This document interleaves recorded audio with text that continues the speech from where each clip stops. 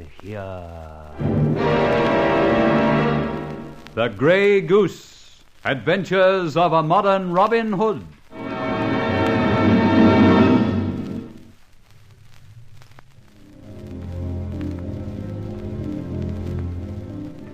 Why are women so unreasoning? Someone wants Mr. Howard Warren. I deputize for him because his daughter's safety is threatened. When I get to the place, his daughter has obeyed a phone call thinking to save her father, and there I found her. Ergo, I dash into the breach, rescue the damsel after what might be called many bludgeonings of fate, return to her father's place, only to find... well, that's as far as I can go at the moment. Where is Father? What's happened? Sorry to alarm you, but let's reason for just a moment. Reason? Reason? All right. Charlie, you search upstairs. Grace and I'll do ditto down here. Right, Mr. Hicks. I'll give the top floor a real doing over. I'm afraid. That doesn't help. The fact is, and let's face it, your father remained at home to guard you, who was supposed to be in your room. I went in his stead to that address, and you little idiot, dash out without him knowing anything about it. Well, I didn't want him running into danger. Instead of which you did. These people had you, a wonderful threat to your father. I see now. Right. I pull you out of that, very luckily, and we get back home. Where's Father? He doesn't answer. I can't see him. I daren't think. I can, fortunately. If he's in, he can't answer. If he's out, they've managed to tell him they've got you. So off he goes, hot foot. All right. Now start the search. Dad! Mr. Warren! Dad! Mr. Warren! Dad! Mr. Warren! Mr. Warren! Nowhere downstairs. Definitely.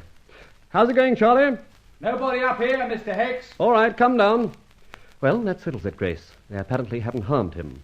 No corpus delicti, as it were. Oh, why do you always joke? I told you, if I didn't throw off a little superficial idiocy at times, I'd sit me down and cry. At least you could remove that mask and let me know who you are. Charlie calls me Mr. Hicks. Don't forget the H.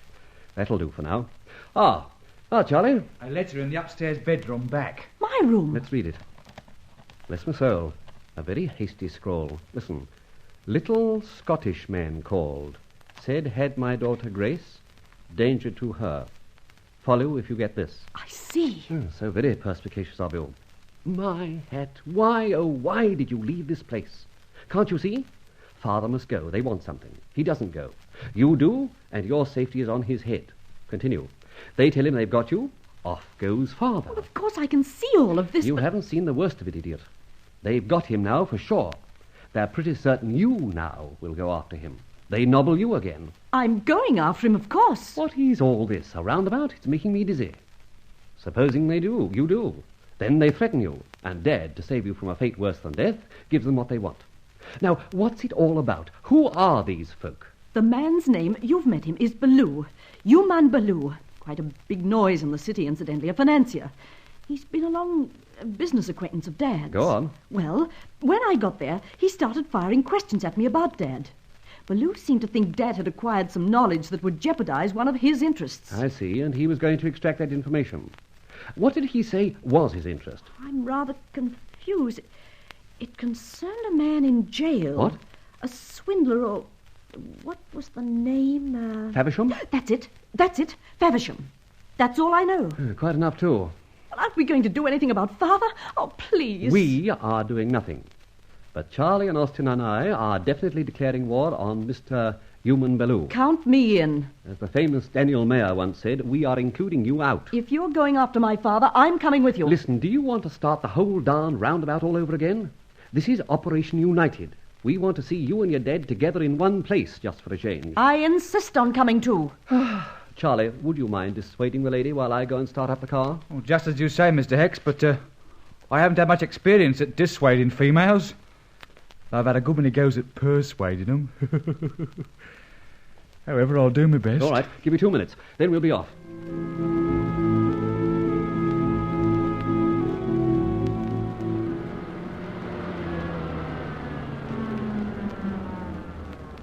This the place? Not quite, but it's close enough. Out you get.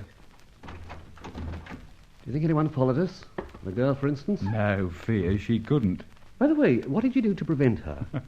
Poured her out a very stiff whiskey, see? One sip and she went out like a light. Put a Mickey Finn in it. Good. My, was that a taxi? I've gone by now. Think it followed us? No, why should it? Exactly. I'm getting as nervous as my maiden aunt's eldest kitten. All right, let's go. Into the house? Definitely.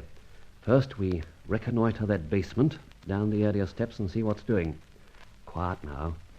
We've got to learn if Mr. Warren is here. Well, don't you reckon he is? I'm certain he'd come here, especially as in his note he said a little Scot had called for him. That little Scot, Charlie, was your old friend, Scotty Mac. Oh, was it? I reckon I still owes him a round or two. I say this Bellew bloke keeps nice company. Here we are. All very quiet and nice. Too quiet. How's the door? Easy. Opened in a jiffy. Right, let's go in. Too quiet for my liking. Silent Put as your the... torch on. Yeah, silent as the grave, as the saying is, Mr. Hicks. Even more silent, not even a worm turning. Confound it, we've been done, Charlie. Done? Done, Brown. If Warren came here, which I'm certain he did, they guessed I'd follow, so they wouldn't wait to welcome me. Well, I reckon we're flummoxed. No, Charlie, not yet. Let's squint around. There's a telephone I see in the corner. Wonder if it's still connected. Try it. Yeah, it is. Put the receiver back, Charlie. This is where we can put the wind up our friend Human Bellew. Give us that telephone directory. What are you looking for? One Bellew. Human Bellew. Grace Warren said he was a big shot. We'll find his address and telephone number. Got it. Good. Where does he live? Oh, blimey, Berkeley Square. 19. Telephone Mayfair. 1917. All right, dial it. Here we go.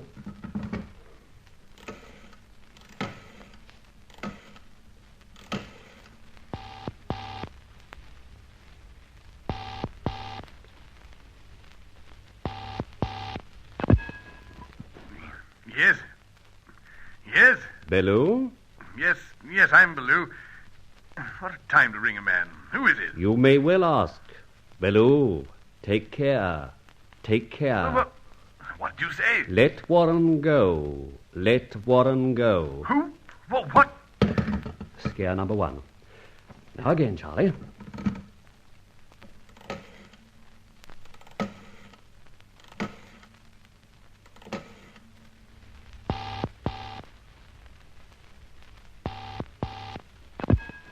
Who is that?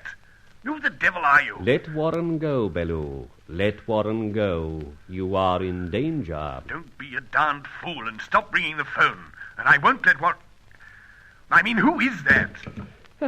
Just a little warming up process, Charlie. Sounded a bit scared to me, as much as I heard. We'll scare him still more before the night's out. Come on, we're going to Berkeley Square. Oh, anywhere for a change.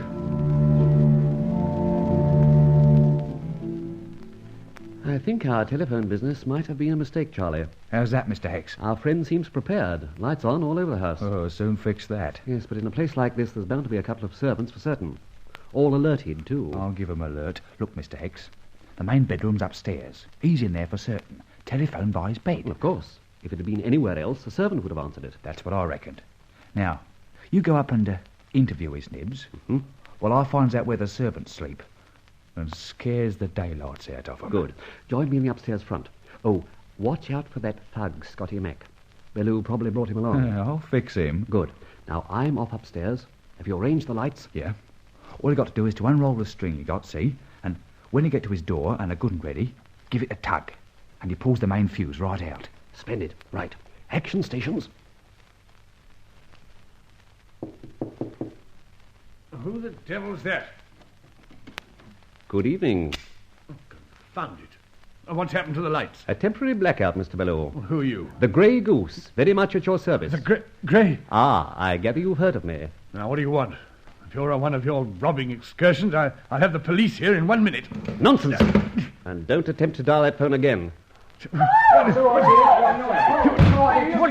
What's that? What's that hubbub? I fear it's a friend of mine calming the servants. He's just a little boisterous in his methods. Scotty Mac, here, quick! And there you lost still, see? I have a feeling, Mr. Bellew, that Scotty Mac has met with an accident. Look here, I was just getting to bed. You may have noticed I was in my pyjamas before the lights failed. It delighted me. May I, in passing, commend your taste? Well, enough of this. Your telephone must have warned you that I was coming. Yes, I gathered someone... It was you, then? Yes. And are you prepared to deliver to me safely Mr. Howard Warren? I haven't got Howard Warren. Then where have you put him? I Charlie! haven't... Come in. Find the kitchen. Here, take my torch. Get a bucket and all the ice cubes you can find. Hurry. Oh, what? You mentioned pyjamas just now, Mr. Ballou. Unless you come clean, I'm going to put those feet of yours in the bucket of ice and make you talk. How do you like that? It's a well-known form of torture. After 3 minutes in ice, we then employ the hot water system. Heat the feet up again. Then back go the feet in the ice, and so on, and infinitum until we run out of ice. Or victim. I know. Now, what about it? The jolly old hot and cold and all modern inconveniences? Or Howard Warren? Come, man, the game's up. All right. He's here. I give in. That's very wise of you. Now, show me where. Well, how can I in the dark? Here's the ice, Mr. I said show me. Charlie, we may not need that ice. Oh, what a pity. I remember in Hong Kong... Charlie, your torch. Well, this is my dressing room. There's Howard Warren on the settee, drunk as a lord. My hat. Charlie, lower the torch. Thanks. Drunk, you say, Ballou? Yes, that's what I said. And what I say is, you're a liar. This man is drugged.